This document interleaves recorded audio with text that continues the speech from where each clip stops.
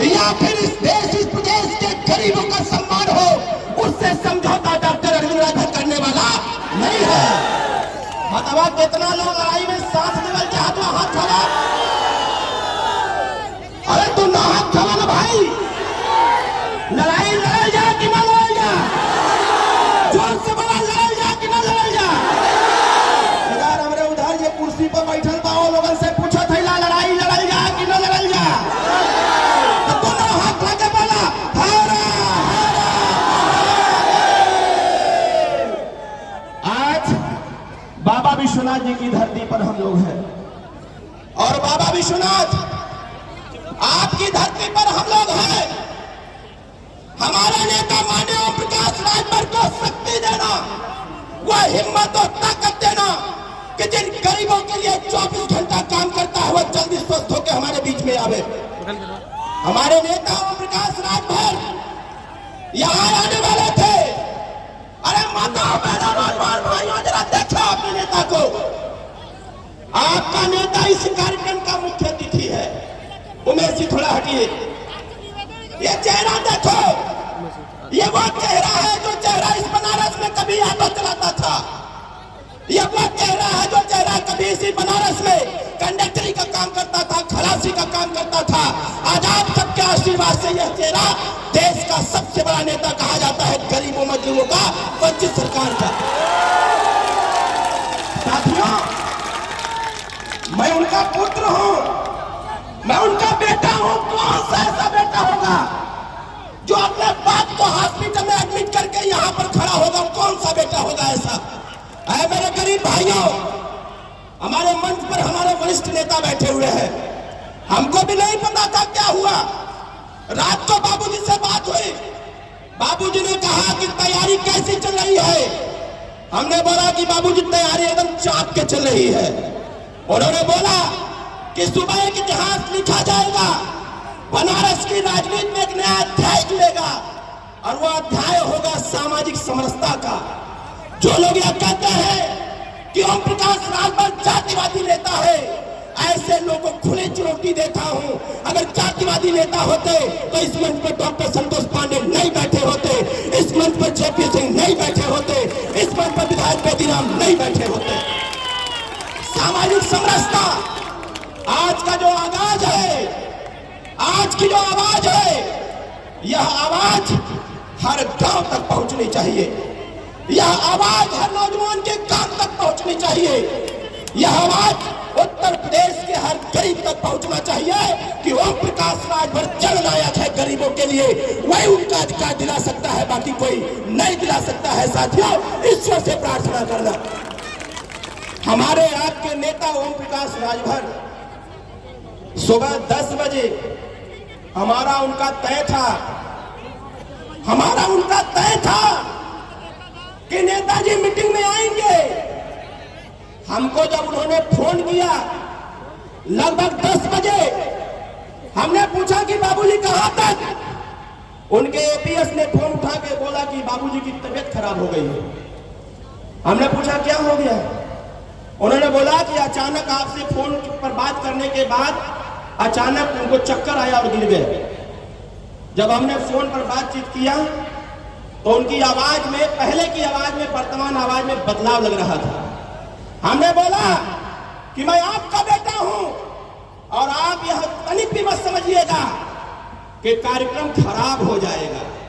हमने कहा बाबूजी आप लखनऊ जाइए, जाकर के अपना इलाज कराइए, क्योंकि गरीबों की लालसा आपसे जुड़ी हुई है। वह घर में बैठे हुए जो तिरपाल डाल के महिला बैठी हुई है, वह भी सोच रही है कि हमारी सरकार बनेगी, हमारे बच्चों को उसका अधिकार मिलेगा। इसलिए आपका स्वस्थ रहना बहुत जरूरी है। ये बताओ, अगर हमने बाबूजी को लखनऊ हॉस्पिटल भेज दिया कि जाकर के सबसे पहले अपना इलाज कराओ, तो गलत तो नहीं न किया? आप लोग हाथ उठा करके बाबा विश्वनाथ की धरती से आशीर्वाद दो अपने नेता को कि हमारा नेता जल्दी स्वस्थ होकर के, हमारा शेर पप्पर से जल्द ही स्वस्थ होकर के हम लोगों के बीच में रहेगा। साथियों, दोनों हाथ उठा के आशीर्वाद दीजिए बाबा विश्वनाथ की धरती से।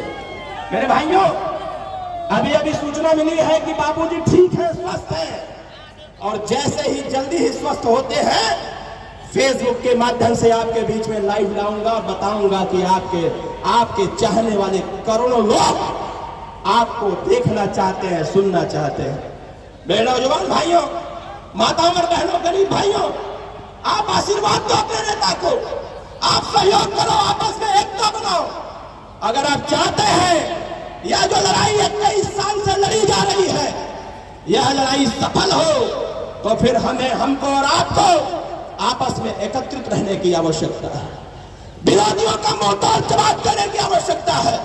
कहीं न कहीं विरोधियों ने जो साजिश रचा, अभी विगत दिनों आपने सुना कि राजा सुहेलदेव राजभर को एक व्यक्ति ने लुटेरा कह दिया था। अरे मेरे नौजवान भाइयों, अरे कैसे सुन लिया आप कि जो इस देश की रक्षा किया, जो इस देश की सुरक्षा किया, जो इस राष्ट्र की रक्षा किया, जो करोड़ों सनातनियों की रक्षा किया, वह लुटेरा कैसे हो सकता है?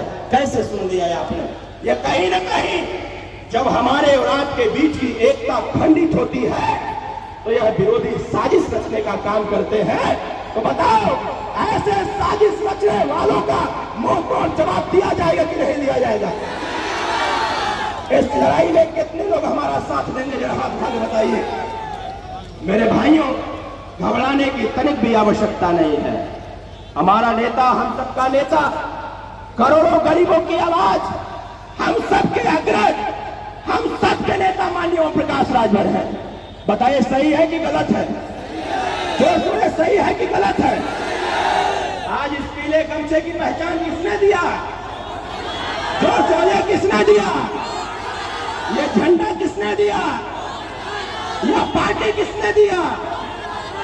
तो ये बताओ, उसका मनोबल टूट जाए, यह कैसे बर्दाश्त कर लिया है आपने? यह कैसे बर्दाश्त कर लिया आपने? आज ओम प्रकाश राजभर, उत्तर प्रदेश सरकार के मंत्री, वह निरंतर प्रयास करते हैं साथियों कि मैक्सिमम समस्याओं का समाधान हो, आपके हक हिस्साधिकार बराबरी में बटे, आपका सम्मान हो, आपको हिस्सेदारी भागीदारी मिले, हमारे गरीब परिवार के बच्चों को अच्छी शिक्षा मिले।